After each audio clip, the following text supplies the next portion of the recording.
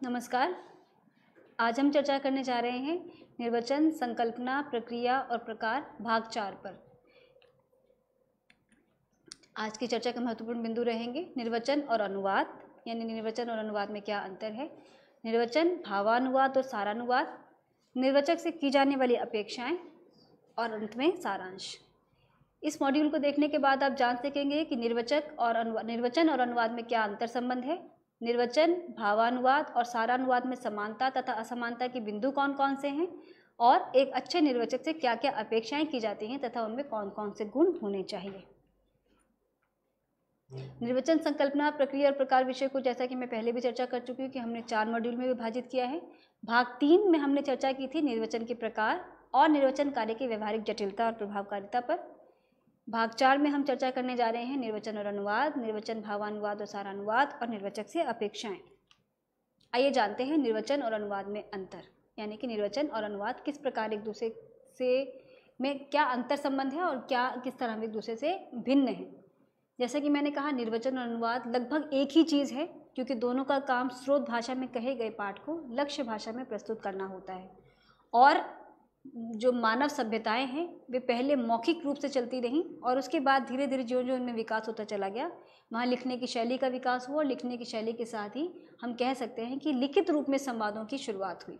तो इस संदर्भ में देखा जाए तो निर्वचन और अनुवाद दोनों का मूल जो उद्देश्य है वह संवाद स्थापित करना या संप्रेषण करना ही है। लेकिन निर्वचन जहाँ मौखिक संवाद स्थापित करता है, अनुवाद जिसे हम अनुवाद प्रॉपर या प्रॉपर ट्रांसलेशन के संदर्भ में समझते हैं, उसका अर्थ होता है जहाँ लिखित पाठ का लिखित पाठ में अनुवाद किया जाना। तो मूलतः जहाँ से इसका उत्स है या जहाँ से इसकी व्युत्पत्ति को देखा जाए तो दोनों का अर्थ लगभग समान है, लेकिन धीरे धीरे आगे बढ़ते बढ़ते किस प्रकार वे मौखिक और लिखित में विभाजित हो जाते हैं। और आज जब हम निर्वचन को जानते हैं तो उस निर्वचन का अर्थ जो बहुत औपचारिक रूप से जिस खास संदर्भों में हमने निर्वचन के प्रकारों के संदर्भ में हमने उसकी चर्चा की, वो किस तरह जाके इन खास संदर्भों में सीमित हो जाता है। आइए पढ़ते हैं। अनुवाद की प्रक्रिया लिखित और धीमी होती है। अनुवादक के पास भूल सुधार के लिए पर्याप्त समय होता है, किंतु निर्वचन की प्रक्रिया मौखिक और त्वरित है, क्योंकि निर्वचन सद्य किया जाता है, तात्कालिक किया जाता है या यदि वह क्रमिक भी किया जा रहा है तो भी अनुवादक के पास, यानी जो हमारे निर्वचक है, जिस अनुवादक के लिए हम टेक्निकल टर्म के रूप में निर्वचन का इस्तेमाल करते हैं, निर्वचक या इंटरप्रेटर कहते हैं, दुभाषा कहते हैं, वहाँ पर उनके पास समय की गुंजाइश नहीं होती, क्योंकि उन्हें जो भी निष्पादन करना है पाठ का, सुने गए यानी बोले जा रहे हैं, यानी कि दोनों ही स्तर पर में मौखिक पाठ ही होता है। तो उनके पास किसी भी तरीके से विचार करने की, पाठ को सुधारने की, बेहतर पर्याय ढूंढने आदि के लिए समय नहीं होता है। उन्हें संदेश को यथाशीघ्र संप्रेषित करना होता है। इसमें भूल सुधार के लिए समय न के बराबर होता है, क्योंकि संदेश संप्रेषण का कार्य लगभग उसी समय हो रहा है। जैसे हमने भी इसके प्रकारों की चर्चा की, तो हमने 3 महत्वपूर्ण प्रकारों की चर्चा की। पहला था जिसके अंदर हमने कॉन्जिक्यूटिव इंटरप्रिटेशन कहा, जो क्रमिक निर्वचन के रूप में जिसे हम जानते हैं। दूसरा हमने चर्चा की थी साइमल्टेनियस, जिसे हम हिंदी में कहते हैं तात्कालिक या साथ साथ चलने वाला। और तीसरा हमने कहा था पास बैठकर किया जाने वाला निर्वचन, यानी विस्पर्ड ट्रांसलेशन या विस्पर्ड इंटरप्रिटेशन। तो तीनों ही जो अगर इंटरप्रिटेशन की यदि हम चर्चा करें, जो क्रमिक और साइमल्टेनियस में जो बेसिक थोड़ा सा अंतर है, वैसे इतना कि क्रमिक निर्वचन में निर्वचक के पास वक्ता के बोलने तक का कुछ समय होता है, क्योंकि वक्ता अपने एक संवाद को स्थापित करने के बाद, अपने संवाद को बोल लेने के बाद, या एक पैराग्राफ में अपनी बात कह लेने के बाद, या एक वाक्य आदि को किसी अपने एक उद्देश्य या संदर्भ विषय को स्पष्ट करने के बाद बीच में एक पॉज लेते हैं और उसी बीच निर्वचक अपना काम करते हैं। लेकिन जो सद्य ट्रांसलेशन है या सद्य अनुवाद है, जिसे हम साइमल्टेनियस इंटरप्रिटेशन के रूप में जानते हैं, वहाँ पर ये जो प्रक्रिया वो साथ साथ चलती है। लेकिन दोनों ही प्रक्रियाओं में, यानी तीनों ही अनुवाद के निर्वचन के तीनों ही प्रकारों में कहीं भी इतना समय निर्वचक के पास नहीं होता जितना कि अनुवादक या अनुवादिका के पास हो सकता है, क्योंकि अनुवादक और अनुवादिका मूलतः वे काम लिखित रूप में कर रहे हैं। वे लिखित पाठ का लिखित पाठ में अनुवाद कर रहे हैं, जहाँ उनके पास पाठ को सुधारने का, उसे और बेहतर बनाने का एक पूरी संभावना होती है।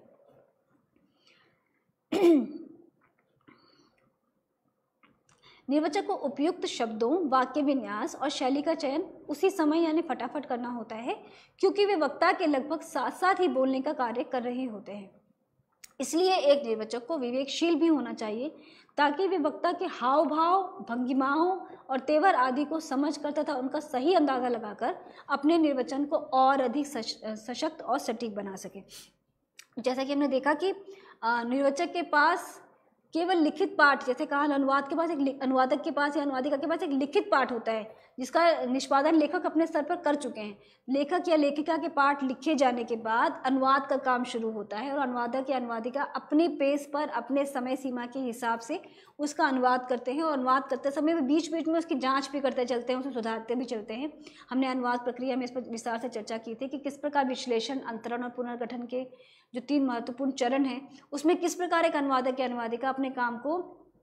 अंजाम देते हैं, किस प्रकार वे अपने कार्य का निष्पादन करते हैं। पहले विश्लेषण किया, फिर उसका अंतरण किया और अंतरण के बाद भी यदि उन्हें कोई डाउट्स है या किसी तरह का उसके पुनः संपादन की आवश्यकता है तो उसे पुनर्गठन की अपनी प्रक्रिया के दौरान वे पाठ को जांच पड़ताल करके उसे अपने अनुसार ठीक करते चलते हैं। लेकिन निर्वचन में इसमें से किसी की भी सुविधा नहीं होती, ना तो उनके पास इतना समय होता है, ना ही वे सुविधाएँ होती हैं कि जिसके माध्यम से वे उसमें कुछ परिवर्तन कर सके। तो उन्हें यहाँ पर जो वक्ता हैं, वक्ता के कथ्य के साथ साथ, यानी जिसे वो मुंह से बोलकर या संवाद के माध्यम से जो अपनी बात में रख रहे हैं उसके साथ उनके हाथों, आँखों या उनके चेहरे के एक्सप्रेशन या विभिन्न जो हाव भाव जो वे अभिव्यक्त कर रहे हैं उनसे भी उन्हें पाठ की गरिमा का या पाठ के वजन का उन्हें अंदाज़ा लगाना होता है। तो उन्हें अपने इस ट्रांसलेशन की प्रक्रिया में न केवल कथ्य पर जो कि मौखिक रूप से उनके सामने है, बल्कि वक्ता की अपनी जो भंगिमाएं हैं उनका भी ध्यान रखना होता है, उनके साथ उन्हें पाठ का निष्पादन करना होता है लक्ष्य भाषा में। आइए हम जानते हैं अनुवाद और निर्वचन में अंतर क्या क्या होते हैं। अनुवाद पाठ, जिसके अनुवाद में पाठ यानी टेक्स्ट से पहले ही समय से तैयार कर लिया गया था, उसमें अनुवादक के पास, मूल रचनाकार के पास एक मूल रचनाकार ने अपने स्तर पर उस पाठ का निर्माण किया और फिर वो अनुवाद के लिए प्रस्तुत हुआ। लेकिन निर्वचन में जो पाठ है, जिसे मूल पाठ है, जिसे हम स्रोत भाषा या स्रोत भाषा पाठ के संदर्भ में समझ रहे हैं, जो भाषण है जो उसी समय मौखिक रूप से जिस अभिव्यक्त किया जा रहा है वो उसी समय और उसी स्थान पर दिया जा रहा है, यानी भाषण अभी और यहीं दिया जा रहा है, घटना सद्य घटित हो रही है। जहाँ अनुवाद में पाठ पहले से तैयार है, निर्वचन में पाठ साथ साथ तैयार हो रहा है, यानी मौखिक रूप से ही पाठ का निष्पादन हो रहा है। अनुवाद में पाठ पूरी तरह से एक तैयार उत्पाद है, वे स्थायी है, उसे बदला नहीं जा सकता। लेखक के स्तर पर उस पाठ का अंतिम निष्पादन किए जाने के बाद ही वह अनुवाद के लिए प्रस्तुत होता है, जबकि निर्वचन में भाषण अभी चल ही रहा है। हम देखते हैं कि साइमल्टेनियस ट्रांसलेशन में भी और क्रमिक अनुवाद में भी, क्रमिक इंटरप्रिटेशन में भी जो हमारे जो निर्वचक है वो साथ साथ पाठ का जो निर्माण होता चल रहा है, यानी जो पाठ उस समय जो अभिव्यक्त किया जा रहा है उसके साथ साथ ही वे उसका अनुवाद कर रहे हैं। तो भाषण अभी चल रहा है, उसका विकास हो रहा है, वह गतिशील अवस्था में है और उसके जारी रहने के बारे में पहले से कुछ नहीं कहा जा सकता।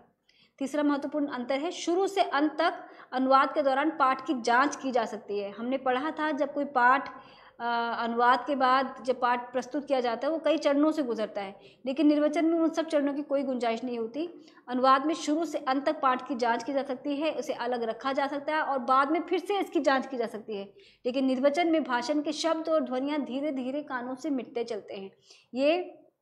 यदि हम एक श्रोता के रूप में किसी को सुन रहे हैं तो उनकी कुछ ही बातें हम पर असर कर पाती हैं, बहुत कुछ हमारे दिमाग से विस्मृत होता चलता है, क्योंकि हमारी जो मेंटल स्टोरेज है उसकी भी अपनी एक लिमिटेशन है। तो उतना ही संवाद को या उतने ही बात को स्टोर कर पाता है जितने की हमारे लिए आवश्यकता है। यहाँ पर निर्वचक की भूमिका बहुत महत्वपूर्ण हो जाती है, क्योंकि वे वक्ता की बात को न केवल सुन रहे होते हैं बल्कि उन्हें बहुत ही सीमित समय के लिए उसे स्टोर करते हुए उसके साथ साथ अनुवाद करना होता है। तो यहाँ अनुवादक की तरह या अनुवादित पाठ की तरह उनके पास कोई छूट नहीं होती कि एक सीमित या स्थायी पाठ उनके पास है। यहाँ पाठ धीरे धीरे साथ साथ चल रहा है और धीरे धीरे वो विस्मित भी होता चला जा रहा है, कानों से मिटता भी चला जा रहा है। केवल वहीं तक याद रहता है जितना निर्वचक को याद रहता है। अनुवाद में पाठ पूरी तरह से शाब्दिक होता है, जैसा मैंने कहा कि हम प्रॉपर ट्रांसलेशन के संदर्भ में ये बात कर रहे हैं। तो अनुवाद के अंतर्गत पाठ पूरी तरह से शाब्दिक होता है, इसके साथ कोई अनुपूरक सूचना नहीं होती है। पाठ किस माहौल और हालत में लिखा गया ये अनुवादक को स्पष्ट नहीं पता होता, यानी कि रचनाकार ने किस मनस्थिति में, किन स्थितियों में, किन सामाजिक सांस्कृतिक परिवेश में या भौगोलिक परिवेश में बैठकर उस पाठ का निष्पादन किया होगा या उस पाठ की निर्मित की होगी, इसका कोई अनुभव या कोई परिचय अनुवादक के पास या अनुवादिका के पास नहीं होता। वे पाठ को पढ़कर उसका अनुमान लगाते हैं कि किस खास परिवेश का या किस खास पृष्ठभूमि का पाठ है या लेखक की मनस्थिति क्या रही होगी। लेकिन निर्वचन में इन सब की ना तो सुविधा होती है ना छूट होती है। वह निर्वचन में निर्वचक को जो हमारे जो भाषण के जो मूल वक्ता हैं उनको ध्यान से सुनना होता है, साथ साथ उनकी हाव भाव, उनकी भंगिमाओं आदि पर भी अपने आप को फोकस रखना होता है। निर्वचक उसी माहौल में मौजूद होते हैं जिसमें भाषण दिया जा रहा है, यानी यहाँ पर मूल वक्ता यानी स्रोत पाठ और लक्ष्य पाठ यानी कि निर्वचक द्वारा दिया जाने वाला पाठ दोनों साथ साथ चल रहे होते हैं। तो यहाँ अनुवाद की तरह छूट नहीं होती या शाब्दिक रूप में लिखित रूप में उनके पास कोई पाठ प्रस्तुत नहीं होता। अनुवाद में अधिकांश पाठ एक ही लेखक की उपज होते हैं। अनुवादक या अनुवादिका अपनी सोच और लेखन शैली को एक समय में एक ही लेखक के अनुरूप बनाते हैं। अक्सर जो लिखित पाठ होते हैं उनका अपना एक क्वांटम भी होता है। यदि मान लीजिए कोई अनुवादक या अनुवादिका किसी पाठ का अनुवाद कर रहे हैं तो या तो वे कोई एक लेख होगा, कोई कहानी या कोई उपन्यास या कोई पुस्तक या कोई निबंध या कोई एक उसका एक अपना एक क्वांटम होगा। लेकिन जब हम निर्वचक के स्तर की बात करते हैं तो निर्वचक क्योंकि उस पूरी प्रक्रिया में साथ साथ उसका अनुवाद कर रहे होते हैं तो उनके पास लेखक का अपनी जो भाव भंगिमाएं जो बदल रही हैं उसका भी फर्क पड़ता चला जाता है। और यदि एक ही सभा या संगोष्ठी में कई सारे वक्ता हैं, बहुत सारे अलग अलग वक्ता हैं जो अपनी बात कह रहे हैं और निर्वचक वही हैं, जैसे हम सेमिनार आदि में देख सकते हैं, तो वहाँ उन्हें अपनी शैली को भी ध्यान रखना होता है। साथ ही जो वक्ता की जो अभिव्यक्ति की शैली है, उनका जो बात को प्रस्तुत करने का जो उनका अंदाज है, जो उनके हाव भाव, उनकी भंगिमाएं हैं, उनका जो शब्द चयन है या जो उनका अपना प्रस्तुतिकरण है, उन सबको ध्यान में रखते हुए अपने आप को भी परिवर्तित करते चलना होता है। तो अनुवाद में जहाँ अनुवादिका या अनुवादक अपनी रुचि के अनुसार किसी पाठ का चयन करके एक लंबे समय तक अनुवाद की पूरी प्रक्रिया के दौरान एक खास शिल्प, एक खास मनस्थिति में रहते हैं, जबकि निर्वचक विभिन्न वक्ताओं के हिसाब से उन्हें अपने आपको ढालना होता है, उनकी अलग अलग भाव भंगिमाओं, उनके शब्दों को, उनके प्रयोगों को और उनके पूरी शैली को समझकर उसके पाठ का निष्पादन करना होता है। अनुवाद में लेखक से दूरी की वजह से अनुवादक पर संदेश का भावनात्मक असर शायद कम ही पड़ता है या शायद कभी ही पड़ता है, जबकि निर्वचन में निर्वचक को किसी बैठक या सम्मेलन के तनाव और उत्तेजना की पूरी जानकारी होती है। अक्सर वे उन्हें स्वयं भी महसूस करते हैं। हम संसद आदि के दृश्य की यहाँ कल्पना कर सकते हैं कि संसद में हम देखते हैं अक्सर कि किसी खास मुद्दे पर कई बार बहुत बहस हो जाती है, बहुत लंबे समय तक वहाँ पर तनाव का माहौल होता है। तो वक्ता ने जो अपनी बात कही और निर्वाचक उस बात का जो अनुवाद प्रस्तुत कर रहे हैं, तो वे केवल उनके सामने केवल पाठ नहीं है, उनके सामने वक्ता का कहा हुआ केवल कथ्य मात्र नहीं है, बल्कि वो जो उस समय की जो सामाजिक या उस समय की जो उस कक्ष विशेष की जो स्थिति है या वहाँ का जो तनावपूर्ण माहौल है या वहाँ की जो यदि शोर शराबा है, मान लीजिए कि किसी ऐसे स्तर पर जहाँ पर भाषण दिया जा रहा है, भाषण आदि में यदि श्रोता किसी मुद्दे पर भड़क जाते हैं या वहाँ कोई तनावकारक माहौल हो जाता है, तो उस तनाव का असर जो हमारे निर्वचक हैं, जो मूलतः वहाँ एक बहुत तटस्थ और निष्पक्ष भूमिका में होते हैं, उन पर भी उसका असर पड़ रहा होता है। तो वे कहीं भी अपने आप को वक्ता की मनस्थिति या वक्ता के सामाजिक और उनके जो तात्कालिक जो परिवेश है उससे अपने आप को काट नहीं पाते, जबकि अनुवादक या अनुवादिका के साथ ये सुविधा होती है कि वे जिस समय अनुवाद कर रहे होते हैं अपने कक्ष में या अपनी स्पेस में अकेले होते हैं और लेखक या लेखिका उनसे दूरी पर होते हैं, उनकी मनस्थिति का या उनके बीच में किसी तरह का आपस में कोई संवाद उस समय स्थापित नहीं हो रहा होता है। तो इस स्थिति में देखते हैं कि अनुवाद जहाँ पर इस दृष्टि से सुविधा ज़्यादा आसान लगता है, जबकि निर्वचक की भूमिका यहाँ बहुत चुनौतीपूर्ण हो जाती है, क्योंकि ना उन्हें केवल पाठ के साथ सामंजस्य बिठाना होता है, बल्कि जो उस समय की जो तात्कालिक जो परिवेश है उसके साथ भी सामंजस्य बिठाकर अपने आप को तनाव मुक्त रखते हुए बहुत निष्पक्ष तरीके से पाठ को प्रस्तुत करना होता है। अनुवाद में प्रकाशन से पहले अनुवादक का मसौदा लिखा जा सकता है, इसका पुनरीक्षण हो सकता है, इसकी आलोचना हो सकती है, इसमें काट छाट भी हो सकती है। यानी जब कोई पाठ अनुवाद हो जाता है, और अगर आप याद करें जो पिछले सत्रों में हमने जाना और पढ़ा था कि अनुवाद की प्रक्रिया के अंतर्गत और उसके बाद हम जब अनुवाद पुनरीक्षण, मूल्यांकन और समीक्षा पर जब हमने चर्चा की तो हमने बताया था कि नायडा जो 3 महत्वपूर्ण चरण गिनवाते हैं अनुवाद प्रक्रिया के विश्लेषण, अंतरण और पुनर्गठन, उसके बाद भी अनुवादक के दायरे से एक पाठ के निकल जाने के बाद भी प्रकाशन तक या कई बार प्रकाशन के बाद तक उस पाठ में सुधार की गुंजाइश बनी रहती है। अनुवाद के बाद यानी पुनर्गठन के चरण के बाद वे पाठ पुनरीक्षण के लिए जाता है। पुनरीक्षण के स्तर पर उसमें सुधार होता है, मूल्यांकन करता है, अपनी टिप्पणी देते हैं, छपने के बाद समीक्षक की टिप्पणी के माध्यम से उसमें सुधार किया जा सकता है। लेकिन जो निर्वचन की जो प्रणाली है या जो निर्वचन का जो कार्य करने की जो शैली है, उसमें कहीं कोई सुधार की गुंजाइश नहीं होती, क्योंकि वो त्वरित निष्पादन होता है, उसी समय उसका ट्रांसलेशन प्रस्तुत किया जाता है, और यदि किसी तरह की चूक या कोई गलती अगर हो जाती है तो उसमें सुधार करने की कोई गुंजाइश वहाँ पर नहीं होती। निर्वचक और उसके श्रोताओं के बीच किसी छलनी की तरह काम करने के लिए कोई संपादक नहीं होता। यानी निर्वचक को यहाँ बिल्कुल चौकन्ना रहने की ज़रूरत है कि वे कहीं भी पाठ में किसी तरह का कोई विचलन ना कर दें, पाठ को कम समझकर इसका अनुवाद किसी अलग तरीके से ना कर दें, जो कहा जा रहा है उससे अधिक ना कह दें, जो कहा गया उससे कहीं कुछ ऐसा छूट ना जाए जो जिसका अनुवाद किया जाना आवश्यक था। तो इन सभी स्तरों पर उन्हें बहुत ही सशक्त, बहुत ही जिसे कहा जाए सचेत रहते हुए काम करना होता है, और बहुत ही संवेदनशील स्थिति होती है जब उन्हें इस तरह के काम को अंजाम देना होता है या इस तरह के काम उन्हें करना होता है। तो यहाँ पर अनुवाद की तरह उनके पास एक ही काम को या एक ही पाठ को कई बार जांचने की सुविधा नहीं होती। जो उस समय जो त्वरित निष्पादन कर दिया गया वो उसी स्तर पर वहीं खत्म हो जाता है, और उसके कारण यदि किसी तरह का कोई उलझन पैदा होती है, उसका कोई प्रभाव, अगर उसमें कुछ कमी रह जाती है, किसी तरह का कोई दोष होता है, तो उसमें सुधार की गुंजाइश नहीं होती। इसलिए निर्वचक की भूमिका और भी अधिक महत्वपूर्ण और भी अधिक चुनौतीपूर्ण हो जाती है। अनुवादक पाठकों से भी उतना ही दूर हो सकते हैं जितना लेखक से। उनका अपना पाठ भी सही होता है, यानी अनुवाद जब पाठ का जब अनुवादक या अनुवादिका कर लेते हैं और जब वे प्रकाशित हो जाता है और वे जब आम समाज में जब पहुंचता है, तो ये ज़रूरी नहीं कि पाठक या पाठिका ये जाने कि अनुवादक या अनुवादिका कौन थे, किन्होंने इसका अनुवाद किया, और सीधा संवाद का कोई सीधा कोई मंच नहीं होता। वे बिल्कुल आप कह सकते हैं कि वे अनुवादक या अनुवादिका से इस बात की शिकायत कर सकते हैं चिट्ठी पत्र के माध्यम से या फ़ोन के माध्यम से या प्रकाशकों आदि को सूचित करके कि इसके काम की क्वालिटी में कोई दिक्कत है, पर सीधा संवाद जिसे कहते हैं सामने सामने जिसका कोई असर नहीं होता। जबकि निर्वचन में यदि किसी तरह का कोई दोष हो जाता है पाठ में, तो सामने से प्रतिक्रिया उसी समय मिल सकती है, उन पर उसके दुष्प्रभाव भी पड़ सकते हैं। निर्वचन प्रत्यक्षता उपस्थित हुए श्रोताओं के समूह को संबोधित होता है, उसके बारे में श्रोताओं की राय वहीं उसी समय मिल सकती है। लक्षित वर्ग निर्वचक के उसी रूप को वास्तविकता में पहचानते हैं। तो इस स्तर पर ये जो काम है अनुवाद की तुलना में बिल्कुल अलग और बहुत अधिक चुनौतीपूर्ण है। अनुवाद में लेखक और पाठक एक दूसरे से संपर्क में नहीं होते, या दूरी समय स्थान दोनों की होती है, और ये दूरी बहुत ज़्यादा भी हो सकती है। जैसा कि हमने कहा कि हो सकता है कि कोई पाठ किसी प्राचीन समय में लिखा गया हो, उसका अनुवाद आज आधुनिक समय में किया जा रहा हो, तो लेखक और अनुवादक के बीच की दूरी इतनी अधिक हो जाती है कि अनुवादक या अनुवादिका चाहकर भी अपने लेखक से जिस पाठ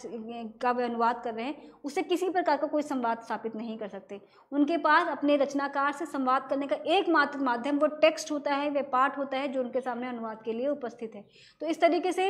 ये दूरी अधिक होने के कारण उसका जो प्रभाव है वो भी ना लेखक को पता चल पाता है और ना अनुवादक को पता चल पाता है कि लेखक ने किस प्रकार इस तरह से सोचा होगा। जबकि जब हम निर्वचन में देखते हैं तो वक्ता और श्रोता एक ही बैठक या सम्मेलन के एक ही कमरे या स्थल पर एक ही समय में भाग ले रहे होते हैं। तो यदि किसी तरह की ऐसी कोई त्रुटि होती है, पाठ में किसी तरह का विचलन हो जाता है, तो उसकी प्रतिक्रिया उसी समय मिलने की संभावना होती है, और उसमें यदि किसी तरह की कोई चूक हो जाती है तो उसको लेकर अन्य अलग तरह की आशंकाएं भी विकसित हो जाती हैं। अनुवाद की अपेक्षा निर्वचन या संभाषण एक प्राचीन विधा है, हालांकि इसमें अनेक मत हैं। कुछ विद्वान इसे मौलिक लेखन के समकक्ष ही शुरू हुआ मानते हैं, जबकि कुछ विद्वानों का मानना है कि निर्वचन विधिवत मौलिक लेखन से पूर्व भी आम व्यवहार को संबोधित करने हेतु अपने आशय को दूसरों तक पहुंचाने के लिए प्रयुक्त होता रहा है। हम कल्पना कर सकते हैं कि मानव सभ्यता की शुरुआत के साथ ही इस तरह की आवश्यकता महसूस की जाने लगी होगी, जब दो लोगों के बीच में संवाद स्थापित करने के लिए, किसी एक भाव को दूसरे भाव तक पहुंचाने के लिए, या किसी एक पाठ को या किसी एक संवाद को दूसरी भाषा में या दूसरे समाज तक पहुंचाने के लिए जब किसी भाषा का प्रादुर्भाव नहीं हुआ होगा, तो निर्वचकों की भूमिका महत्वपूर्ण रही होगी, जहाँ वे इस बीच में एक मीडिएटर का काम करते हैं या एक मध्यस्थता का काम करते हैं और दो लोगों के बीच संवाद स्थापित करने का काम करते रहे हैं। लेकिन जो इसका जो व्यवहारिक स्वरूप है, जो आज उसका जो एक औपचारिक स्वरूप है, उसके बारे में हम सत्र 3 में चर्चा कर चुके हैं कि किस प्रकार वे खास क्षेत्र विशेष में उसकी चर्चा की जाती है। बाद में ये अन्य भाषा के मौखिक अनुवाद के रूप में भी प्रयुक्त होने लगा। इस दृष्टि से विधिवत अनुवाद से ये प्राचीन विधा है। तो जो लिखित अनुवाद का जो, और हम इसे समझ सकते हैं कि भाषा को या संवाद की जो लिखित परंपरा है वो उसकी शुरुआत बहुत बाद में होती है। ये जो मानव सभ्यता का विकास होता चला गया, उन्होंने अपने अभिव्यक्ति के लिए एक लिखित शैली को या लिखित प्रणाली का विकास किया, लेकिन उससे पूर्व जो पूरा संवाद था या लोगों के संप्रेषण की जो तकनीक थी वो पूरी तरह से मौखिक थी। तो हम देख सकते हैं कि जो विधिवत अनुवाद की जो प्रक्रिया है वो बहुत बाद में शुरू हुई होगी, क्योंकि मौखिक परंपराएं या मौखिक कथाएं या मौखिक जो हमारी जो हमारी विचार विमर्श की जो माध्यम है वो लिखित से प्राचीन रहा है। तो ज़रूर जो निर्वचन की जो प्रणाली है, जो अपने प्राचीन संदर्भ में जिसकी हम चर्चा कर रहे हैं, वो लिखित संवाद से या जो विधिवत अनुवाद से उससे पुरानी रही होगी, उससे पहले उसका अस्तित्व रहा होगा। अनुवाद में भाषा का स्थान स्रोत भाषा और लक्ष्य भाषा में नहीं बदलता। निर्वचन में वही भाषा कभी एसएल बनती है तो कभी टीएल यानी कभी सोर्स लैंग्वेज बनती है तो कभी टारगेट लैंग्वेज। अनुवाद के जो विभिन्न प्रकारों की हमने चर्चा की, तो कभी जब हम अनुवाद के सिद्धांतों पर जब हम विस्तार से चर्चा करेंगे तो हम देखेंगे कि वहाँ पर भी एक तरह की प्रणाली है जहाँ पर कभी एक पार्ट कभी सोर्स लैंग्वेज बनता है तो कभी टारगेट लैंग्वेज बनता है। जब वही पार्ट जो पुनः अनुवाद होता है तो वही पार्ट जो पहले एक टारगेट लैंग्वेज के रूप में आपके समक्ष आया था वो किसी अन्य भाषा में अनुवाद के लिए सोर्स लैंग्वेज बन सकता है। लेकिन ये प्रक्रिया उतनी त्वरित नहीं होती जितनी कि हम देखते हैं जब साइमल्टेनियस इंटरप्रिटेशन किया जाता है, या जिसे हम सद्य अनुवाद या सद्य निर्वचन के रूप में जानते हैं, तात्कालिक निर्वचन के रूप में जानते हैं। वहाँ ये प्रणाली और तेज़ी से चलती है, जिसे क्रमिक निर्वचन के संदर्भ में भी हम जब देखते हैं, जब मैंने कहा कि जब एक तरफा संवाद हो रहा होता है यानी वक्ता केवल बोल रहे हैं और निर्वचक केवल उसका अनुवाद प्रस्तुत कर रहे हैं, तब वह संवाद एक तरफा हो सकता है। लेकिन यदि वो एक संवाद की स्थिति है जहाँ आपस में विचार विमर्श किया जा रहा है, जहाँ श्रोता केवल श्रोता नहीं है, वे अपनी बात भी रख सकते हैं, टिप्पणी भी कर सकते हैं, प्रश्न भी पूछ सकते हैं, अपनी राय भी व्यक्त कर सकते हैं, तो वहाँ ये संवाद लगातार चलता है। तो ऐसी स्थिति में हम देखते हैं कि निर्वचन में जो एक समय स्रोत भाषा थी यानी वक्ता ने जो बात कही, सोर्स पार्ट, स्रोत पाठ, और निर्वचक ने जिसका अनुवाद किया यानी लक्ष्य पाठ, वे जब आम जन तक पहुंचते हैं और आम जन जिस भाषा यानी लक्ष्य भाषा में जिस बात को समझ रहे हैं वे उसी भाषा में जब सवाल करते हैं तो वह पुनः स्रोत भाषा बन जाती है, और उसका अनुवाद करके जब निर्वचक मूल वक्ता को पहुंचाते हैं तो वह फिर वहाँ लक्ष्य भाषा बन जाती है। तो इस तरह से हम देखते हैं कि जो निर्वचन की जो प्रक्रिया है उसके अंतर्गत कभी एक संवाद विशेष में, एक स्थिति विशेष में जो स्रोत पाठ था या स्रोत भाषा थी, वह संवाद के आदान प्रदान के दौरान, रेसिप्रोकल संवाद के दौरान वह अपनी भूमिका बदलती रहती है। तो यहाँ निर्वचक के लिए जो काम है वो बहुत चुनौतीपूर्ण हो जाता है, क्योंकि उन्हें केवल एक भाषा में संवाद स्थापित करना या एक भाषा से केवल अनुवाद कर देना मात्र नहीं है, बल्कि दोनों भाषाओं के बीच में लगातार संवाद करना है और दोनों की रचनाकार मूल वक्ता के लिए और श्रोता के लिए उन्हें मीडिएटर का या निर्वचक का काम करना होता है। तो यहाँ पर जो सोर्स लैंग्वेज का लक्ष्य भाषा में और लक्ष्य भाषा का मूल भाषा में बदलने की जो प्रक्रिया को जो संकेत किया जा रहा है वो अक्सर हमें क्रमिक अनुवाद में देखने को मिलता है, क्रमिक इंटरप्रिटेशन में, ये जिसे हम इंटरप्रिटेशन कह रहे हैं उस संदर्भ में हमें देखने को मिलता है। तो यहाँ एक चुनौतीपूर्ण काम हो सकता है, क्योंकि ये निर्वचक की भूमिका है वहाँ बदल जा रही है, जबकि मूल अनुवाद में जब हम देखते हैं जो अनुवाद को जो विधिवत जो रूप है, या तो वहाँ अनुवादक के अनुवादकों को पहले ही तय करना होता है कि वे किस भाषा में सक्षम है या किस भाषा में ज़्यादा उनके लिए आसानी है। यदि वे महसूस करते हैं कि वे तेलुगु से मलयालम में या गुजराती से हिंदी में ज़्यादा अच्छा अनुवाद कर सकते हैं, तो वो तय होता है कि वो गुजराती से हिंदी में कर सकते हैं। हिंदी से गुजराती वाली स्थिति या पंजाबी से गुजराती या अंग्रेज़ी से हिंदी और हिंदी से अंग्रेज़ी दो तरफा स्थिति उनके साथ कम आती है, क्योंकि वे अपनी सक्षमता या अपनी क्षमता पहले ही तय कर लेते हैं कि हम इस भाषा में कंफर्टेबल हैं। लेकिन जब हम निर्वचक की भूमिका की बात करें तो निर्वचक के साथ ये सुविधा नहीं होती, क्योंकि यदि वे संवाद की स्थिति में हैं जहाँ दो तरफा संवाद चल रहा है, वहाँ उनकी भूमिका मिनट मिनट पर बदलती रहती है। तो ये काम अनुवाद की तुलना में और चुनौतीपूर्ण हो जाता है, और क्योंकि उसी समय उसका निष्पादन करना होता है तो यहाँ उनके लिए चुनौती और बड़ी होती है, क्योंकि उन्हें न केवल दोनों भाषाओं का ज्ञान रखना होता है, दोनों संदर्भों को समझना होता है, और दोनों वक्ता और श्रोता की मानसिक स्थिति और उनकी जो एक तरह की जो उनके जो सवाल हैं उनका सही जवाब भी अपनी भाषा के माध्यम से और अपनी कौशल के माध्यम से उपलब्ध करवाना होता है। निर्वचन की विशेषता इस तथ्य में भी है कि ये सहज एवं स्वाभाविक विधा है, क्योंकि इसके माध्यम से अनुवाद के कृत्रिम साधनों की अपेक्षा तत्काल सहज विधान से निर्वचक द्वारा यह कार्य संपादित होता है। सामान्य अनुवाद की अपेक्षा निर्वचन सामाजिक एवं सांस्कृतिक सेतु निर्माण के साथ साथ वर्तमान परिप्रेक्ष्य में विश्वग्राम की अवधारणा को मूर्त करता है। यही नहीं, ये अनेक संवेदी मुद्दों को भी सहज एवं आपसी समझबूझ से निष्पादित करने में सहायक होता है। वार्तालाप एवं मध्यस्थता हेतु जब दो विभिन्न गुटों के मध्य तालमेल हो तो निर्वचन एवं निर्वचक की भूमिका केंद्रीय हो जाती है। तुमने कहा कि जिस 3 महत्वपूर्ण प्रकारों की हमने चर्चा की और जिसे आज खास तौर पर विधिवत रूप में जैसे निर्वचन माना जाता है, वहाँ निर्वचक की जो भूमिका है वो बहुत ही चुनौतीपूर्ण और बहुत निर्णायक होती है। तो ऐसी स्थिति में भी विश्वग्राम की जो हमारी संकल्पना है उसे भी स्थापित करने में उनकी महत्वपूर्ण भूमिका होती है। 2 देशों या 2 प्रतिनिधि मंडलों या 2 समाजों के बीच में जो राजनयिक या जो महत्वपूर्ण मुद्दे हैं उनके बीच में संवाद स्थापित करने में उनकी भूमिका महत्वपूर्ण होती है। तो इस तरीके से उनका जो काम है वो केवल चुनौतीपूर्ण ही नहीं, बहुत महत्वपूर्ण भी है। भारत की भाषिक एवं सांस्कृतिक विविधता की जहाँ विशिष्टताएं एवं विलक्षणताएं हैं, वहीं ये राज्य के लिए चुनौतियां भी प्रस्तुत करती हैं। स्वाभाविक है, आपसी समझबूझ से ही राज्य की एकता एवं अखंडता को बनाए रखा जा सकता है। ऐसी स्थिति में लिखित या औपचारिक अनुवाद की अपेक्षा निर्वचन ही साधन होता है। अतः ये राष्ट्रीय व अंतर्राष्ट्रीय संबंधों का पोषक भी है। आइए जानते हैं निर्वचन, भावानुवाद और सारानुवाद में क्या अंतर है। निर्वचन, जिसे हम आशुअनुवाद कहते हैं, निर्वचन भावानुवाद तथा सारानुवाद से भी एक अलग विधा है। भावानुवाद में जहाँ मूल का केंद्रीय भाव लेकर उसका संदर्भ सहित पल्लवन कर लिया जाता है, वहीं सारानुवाद में मूल के केंद्रीय पाठ को अनुवाद में बनाए रखते हुए उसका प्रत्यक्ष तौर पर संक्षिप्तीकरण किया जाता है। जबकि निर्वचन में यथासंभव मूल पाठ को यथावत दूसरी भाषा में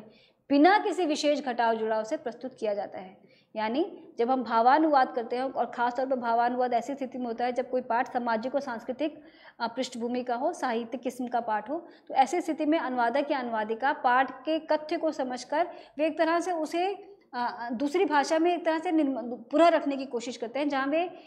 कही गई बात को स्पष्ट करने के लिए और अधिक सुविधा या एक तरह और छूट ले लेते हैं। वहीं जहाँ सारानुवाद की बात है, सारानुवाद में जो मूल कथ्य कहा जा रहा है, उस कथ्य में जो उस कथ्य में भी जो महत्वपूर्ण बिंदु हैं, केवल उन्हीं का अनुवाद किया जाता है, जिसे हम संक्षिप्तीकरण भी कहते हैं, कि केवल उतने ही शब्द को लिया जाता है जितने की किसी खास उद्देश्य के लिए उसकी अपेक्षा है। लेकिन निर्वचन में इन दोनों से बिल्कुल अलग है, ना तो यह भावों को अधिक पल्लवन करने की सुविधा है और ना ही उनके संक्षिप्तीकरण की। तो उन्हें जिस तरह पाठ को कहा जा रहा है उसी तरह उसे प्रस्तुत किया जाना भी जरूरी है, बिना किसी अधिक घटाव और जुड़ाव के। और दूसरी तरफ भावानुवाद और सारानुवाद दोनों ही अनुवाद की लिखित विधाएं हैं, जबकि निर्वचन पूरी तरह से एक मौखिक विधा।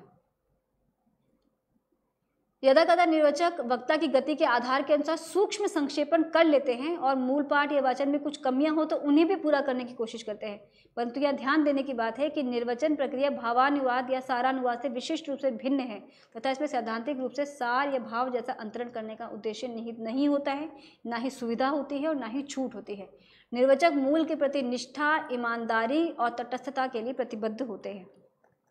निर्वचक से क्या क्या अपेक्षाएं की जाती हैं ये भी हम जानेंगे। निर्वचक के लिए आवश्यक है कि उसका स्रोत और लक्ष्य भाषा दोनों पर समान अधिकार हो, जैसा कि किसी भी अनुवाद के लिए आवश्यक है। दोनों ही भाषाओं, लक्ष्य एवं स्रोत भाषा में धारा प्रवाह बोलने की क्षमता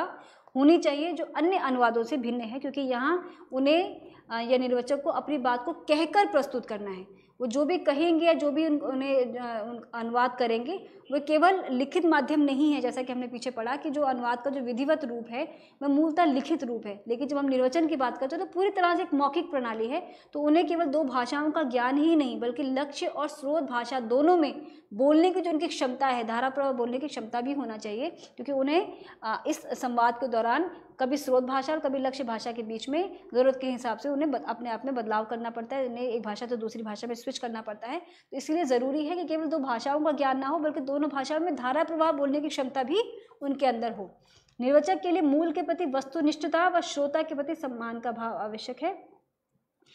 निर्वचक को एक अच्छा आशु अनुवादक होना चाहिए ताकि वे सहज एवं सरल तथा अर्थवाहक भाषा का प्रयोग करने में सक्षम हो और लक्ष्य या श्रोता वर्ग के मुहावरे, विन्यास तथा अर्थक्षम संप्रेषण में अपने भाव को व्यक्त कर सके। निर्वचक के लिए मूल के प्रति वस्तुनिष्ठता, यानी जिस पाठ का भी अनुवाद कर रहे हैं उसके प्रति वे तटस्थ रहें, और जिस श्रोता विशेष के लिए वे अनुवाद करें तो उनके प्रति भी सम्मान का भाव हो, ताकि वे सही तरीके से अपनी बात को संप्रेषित कर सके और इस तरह संप्रेषित कर सके कि लक्ष्य पाठक या लक्ष्य श्रोता वर्ग जो वहाँ उपस्थित हैं या जिस खास उद्देश्य के लिए वे उसका निर्वचन कर रहे हैं वो उनके लिए सहज, सुगम और सुबोध्य हो, वैसे बेहतर तरीके से समझ सकें। साथ ही निर्वाचक को एक अच्छा आशु अनुवादक होना चाहिए और उन्हें दोनों भाषाओं का इस तरह से ज्ञान होना चाहिए कि वे अर्थ का सही रूप से वहन कर सके और लक्ष्य श्रोता वर्ग के मुहावरे, विन्यास तथा अर्थक्षम संप्रेषण में अपने भाव को अभिव्यक्त कर सके।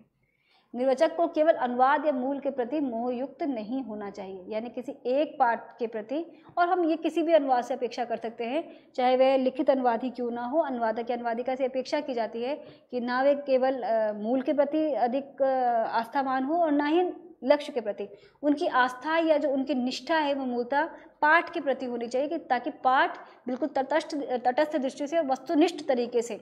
बिल्कुल निष्पक्ष तरीके से जो कहा जा रहा है उसे जो भी पाठ कहा जा रहा है, जो भी वक्ता अपनी बात कह रहे हैं, उसे निर्वाचक बिल्कुल तटस्थ और निष्पक्ष तरीके से दूसरी भाषा में संप्रेषणीय रूप में प्रस्तुत करे। तो ये किसी भी प्रकार के अनुवाद से अपेक्षा की जाती है कि ना तो मूल के प्रति और ना ही लक्ष्य के प्रति किसी खास तरह का सम्मान या किसी खास तरह का आस्था भाव होना चाहिए, बल्कि अनुवादक को या निर्वाचक के किसी को भी पाठ के प्रति अधिक संवेदनशील और अधिक निष्ठावान होना चाहिए। निर्वचन में अर्थग्राहक व